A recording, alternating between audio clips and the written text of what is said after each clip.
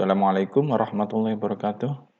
Selamat malam Bapak Ibu semuanya di seluruh Indonesia. Kita ketemu lagi di pertemuan kedua pada seri materi pembuatan website pembelajaran dengan Google Site. Untuk saat ini kita pelajari masalah pengaturan footer dan layout. Ya, pada pengaturan footer nanti kita akan pelajari bagaimana cara menampilkannya, yakni dengan cara mengklik tambahkan footer, dan juga dikaitkan dengan bagaimana cara mengedit apa yang sudah kita ketikkan, dan juga nanti bagaimana kita bisa membuat suatu link, kontak person gitu, di footer. Penjelasan berkaitan dengan menu footer ini pada dasarnya adalah untuk pengaturan teks, yang mana di bagian sebelah kiri sendiri awalnya tertulis kecil. Ini kalau kita pilih nanti ada beberapa jenis option pilihan terkait dengan tipe font. Kemudian juga untuk penebalan teks miring, kemudian untuk perataan teks, yakni rata kiri, rata tengah, rata kanan, kemudian untuk numbering, dan juga di sini untuk LED. Termasuk juga nanti kita bisa menyisipkan link, dan kalau kita ingin mengembalikan ke setting awal, kita klik tombol ini. Selanjutnya kita juga bisa menampilkan, namanya di sini saya istilahkan menu tersembunyi, terkait dengan menyisipkan gambar, menyisipkan link, kemudian juga menampilkan menu footer ya, yang di bagian awal tadi. Lalu kemudian di sini menampilkan Google Drive. Untuk tujuannya biasanya kita menyisipkan ya, atau menampilkan apa yang ada di dalam Google Drive. Lalu kemudian upload dari komputer. Nah, adapun yang menu samping di sini terletak di sebelah kiri footer. Kita nanti bisa mengganti background yang mungkin awalnya warna dasarnya putih, bisa kita ganti dengan background yang lain. Kemudian menduplikasi bagian, jadi area ini dikatakan bagian, bisa kita gandakan. Dan ini untuk menghapus bagian. Untuk layout ya, layout pada dasarnya sudah sangat jelas di sebelah kanan ya. Di sini ada setting yang sudah bisa mengilustrasikan bentuk yang ingin kita jadikan dasar layoutnya. Jadi tata letak yang pertama di sini ada gambar, kemudian teks sebelah kanannya, atau kemudian ada gambar dua dengan teksnya di bagian bawah dan seterusnya. Nah, itu tinggal kita pilih. Adapun untuk pratinjau atau preview, di mana kita ingin melihat hasil di bagian dashboard ini, ada pratinjau atau preview. Nah, maka akan muncul tampilan menu tambahannya seperti ini di bagian previewnya nanti. Yang pertama ini ada nanti langsung biasanya dalam bentuk tampilan di PC atau laptop. Kalau kita edit lagi atau kita klik yang lain lagi, nanti ada melihat dalam tampilan tablet. Dan yang di sebelah kiri sendiri melihat dalam tampilan HP.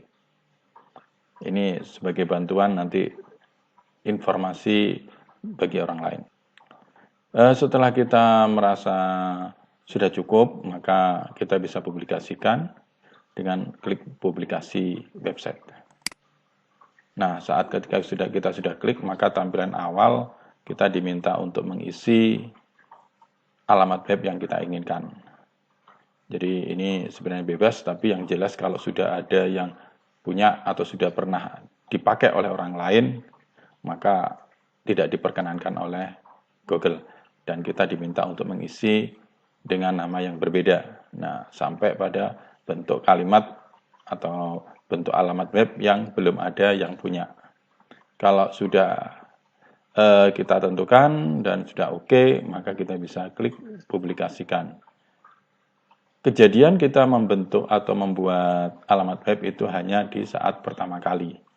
Untuk selanjutnya nanti tinggal publikasikan, klik, dan otomatis kita sudah mengupdate website tersebut.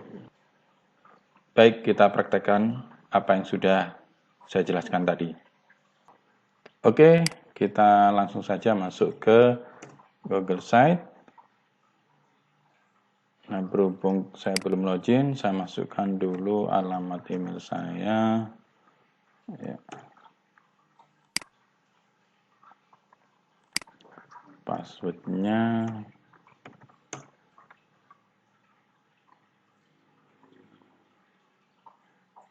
Nah, ini proses menunggu ya. Sekarang kita masuk ke salah satu. Di sini ada beberapa ya sebenarnya. Saya masuk salah satu.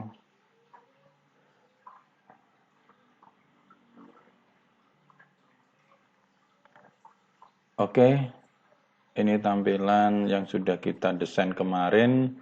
Kita lanjutkan dengan materi pembuatan footer. Nah, kita klik, ini ada tulisan tambahkan footer, kita klik. Dari sini kemudian kita bisa melakukan penulisan footer. Kalau misalnya ingin saya buat menjadi 2 bagian, ini bisa saya perkecil seperti ini. Kita tarik. Selanjutnya kita ingin menuliskan umpamanya pembuatnya atau create by. Tulis Arif Fauzi. Saya tambahkan lagi agak jarak, kontak person misalnya. Di sini saya tulis 0.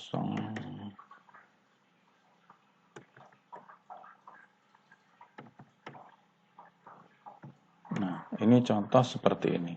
Kalau misalnya ingin saya perbesar, maka ini bisa kita rubah menjadi judul. Nah, seperti itu tinggal kita sorot ya, atau di blok boleh. Ini subjudul sekian. Menyesuaikan sebenarnya, atau saya ganti seukuran subjudul. Nah, baik, untuk menampilkan teks di sebelah kanannya ini, kita bisa gunakan double klik, yakni untuk menampilkan menu tersembunyi dulu. Double klik, ya, ini muncul. Kemudian kita klik teks. Nah, seperti ini. Lalu kemudian kita tulis, misalnya di sini follow me. Ada YouTube misalnya. Lalu kemudian, misalnya kita buat supaya lebih menarik, kita buat dalam daftar berbutir. Nah, seperti ini. YouTube.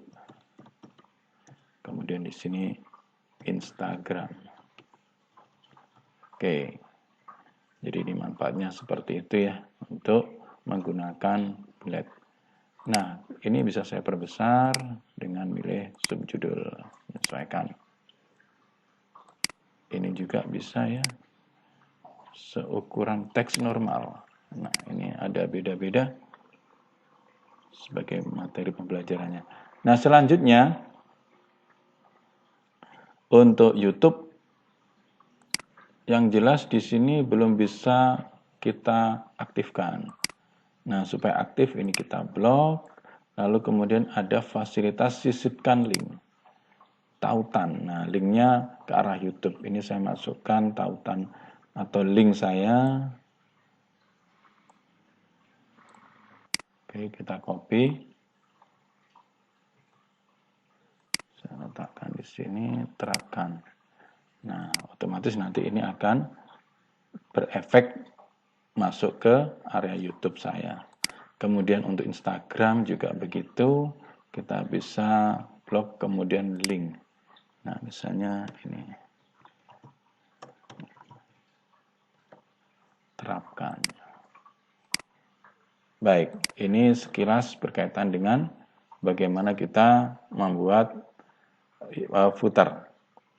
Adapun di sebelah kirinya ada menu samping ya, menu samping. Kita bisa mengganti latar belakangnya. Misalkan ini saya ganti, ada reguler, ada penekanan